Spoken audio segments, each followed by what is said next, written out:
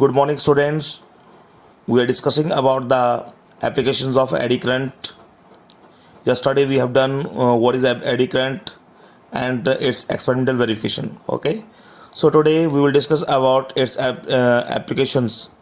So first application is electromagnetic damping. So electromagnetic damping means this is used to design the dead weight galvanometer.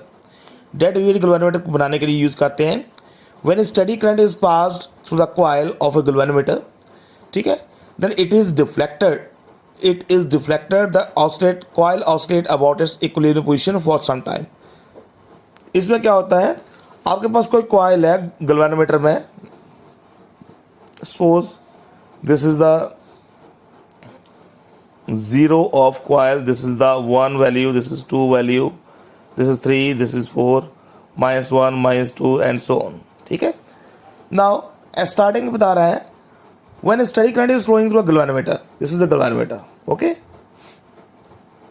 steady current इसमें flow करेंगे, then this needle start fluctuating, ऐसे से move करना शुरू कर देंगे. It give deflection. तो ये अपनी कांस्टेंट पोजीशन पे ही नहीं आ सकती है. So we can not read the galvanometer reading until the coil comes to rest. जब तक ये रेस्ट में नहीं आती है हम इसकी रीडिंग जो है नोट नहीं कर सकते हैं. To avoid this delay in reading galvanometer deflection due to these oscillation, the coil is bound over a non-metallic frame. देखो इस फ्लक्चुएशन को, डिले को दूर करने के लिए हम क्या करते हैं, इसको दूर करने के लिए हम क्या करते हैं, गैल्वेनोमीटर जो है the coil is bound over a non metallic frame.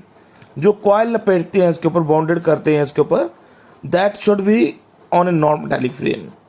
As the coil is deflected, eddy current is set up in the metallic frame. जैसे कॉइल डिफ्लेक्शन शो करेगी, एडी करंट उसमें बनना शुरू हो जाएगा.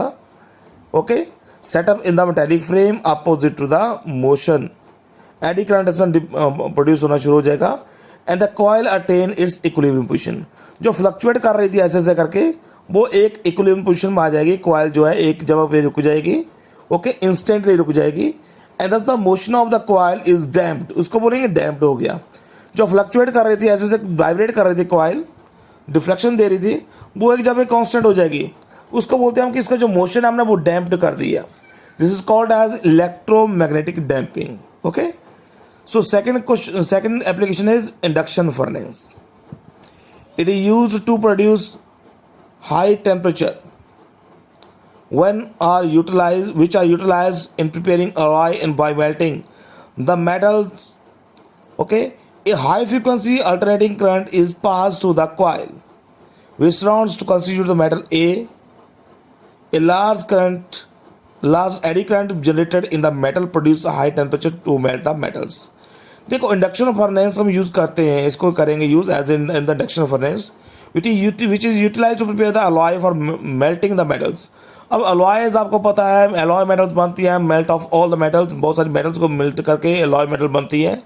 तो बता रहा है इसको मेल्ट करने के लिए हमें इसका टेम्परेचर इंक्रीज करना पड़ता है, तो इंडक्शन फर्नेस में यूज करते हैं to increase this temperature. This is the second application. Number third, magnetic brake में यूज करते हैं. In electrically prepared train strong electromagnet are situated in the trains.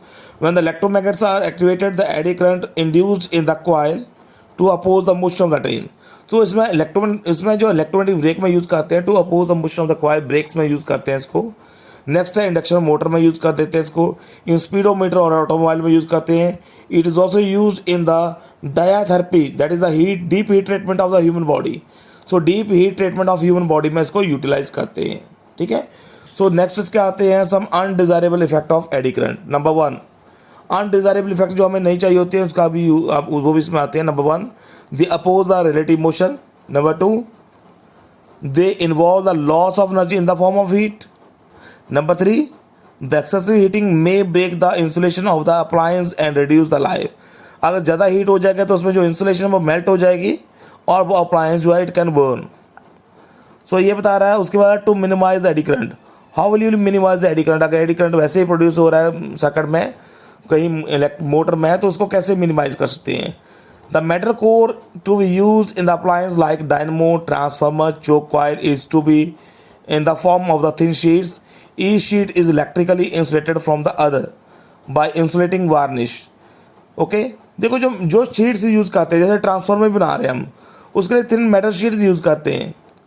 तो वो बता रहा है E sheet is electrically insulated from other by using varnish. तो दोनों शीट्स आपस में जुड़ी नहीं होती है, उसके ऊपर इंसुलेशन चढ़ाई होती है वार्निश यूज़ करके। Such a core is called as laminated core. जब वार्निश इसके ऊपर पड़ जाएगी तो उसको बोलते हैं लैमिनेटेड कोर हो गई है। These are planes of these sheets are arranged parallel to the magnetic field so that they cut across the eddy current path. अब बता रहा है जो planes these planes and thin sheets are arranged parallel to। अब जो sheets हम use करते हैं उसको हम पैरेलल में रखेंगे। पैरेलल में रखने के बाद क्या होगा, जो उसमें मैग्नेटिक फील्ड प्रोड्यूस होगी वो मैग्नेटिक फील्ड एक दूसरे को एक एडी करंट के साथ जो है it cut across the path of eddy current.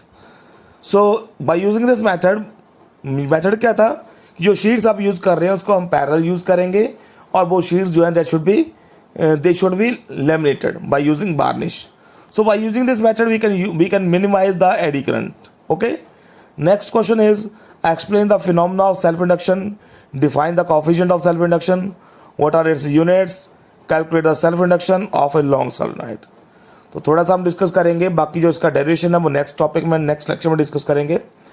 Self induction क्या होता है? It is a property of a coil by virtue of which the coil oppose any change in the strength of the current flowing through it by inducing EMF in itself.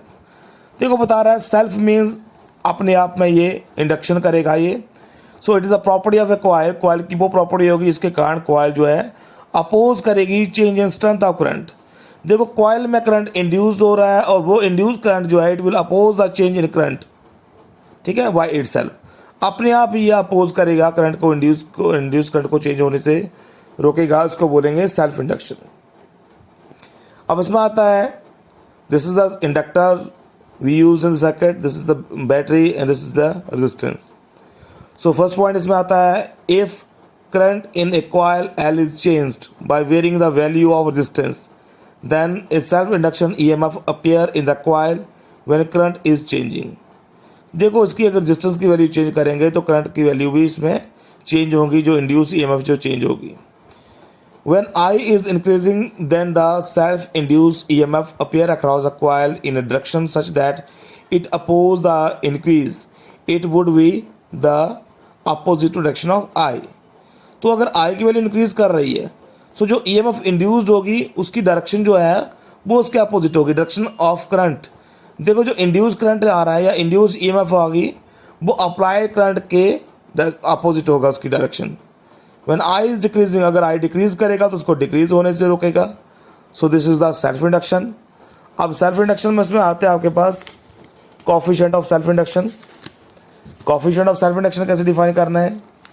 So let I is the current flowing to the coil and phi with the amount of magnetic flux linked with all turns. अगर I current flow कर रहा है, phi is the change in magnetic flux, तो it means the change in magnetic flux है that directly depend upon the current induced I. So जितना ज़रा flux change करेंगे उतना ज़रा करंट इंड्यूस्ड होगा। So we can write it as phi is equal to L I. Proportionality sign हटाएंगे, यहाँ पे एल आएगा, L is known as coefficient of self induction. If I is equal to 1, अगर I को 1 कर दो, if I is equal to 1 तो phi किसके इक्वल आ जाएगा? एल के इक्वल आ जाएगा। अब डिफाइन करेंगे coefficient of self induction of a coil is numerically equal to the amount of magnetic flux linked with the coil. Coefficient of self induction जो है वो किसके इक्वल आ रहा है? मैग्नेटिक फ्लक्स के इक्वल आ रहा है। When unit current flows through the coil, जब यूनिट करंट इसमें फ्लो किया, इसमें यूनिट करंट फ्लो कर रहे हैं तो mutual induction coefficient of mutual induction जो है वो मैग्नेटिक फ्लक्स के इक्वल आएगा। So this is your first definition. Second आती है induce EMF of coil E is equal to minus d phi upon D t होता है। फाई की वैल्यू हम पुट करेंगे एल आई, तो एल आई पुट कर दिया, एल टेकिंग आउटसाइड, तो यहाँ बचेगा minus L D I upon D T. D I upon D T को हम बोलेंगे rate of change of current. So D I upon D T is equal to 1। If D I upon D T is equal to 1, so E is equal to minus of L और L is equal to minus of E. So we can also define it as in terms of coefficient of EMF. So coefficient of self induction of a coil is equal to the EMF induced in the coil. So ये किसके equal आएगा? EMF induced in the coil when the rate of change of current through the coil is unity. तो बता रहा है EMF के equal आएगा when the rate of change of current in the coil is unity। अगर rate of change of current means di upon dt की value अगर 1 हो जाए, so SI unit of current is SI unit of L means inductance is Henry. सो आपने coefficient of self induction की unit आपने याद रखनी है Henry. So L is minus E upon DI upon DT आपके पास आ गया. यहाँ से आप 1 हेनरी की वैल्यू निकाल सकती हो. 1 Henry is 1 volt upon 1 ampere upon 1 second. Okay, so this is all about the coefficient of self-induction. Now the coefficient of self-induction of a long solenoid, this derivation will be discussed in the next lecture. Thank you very much.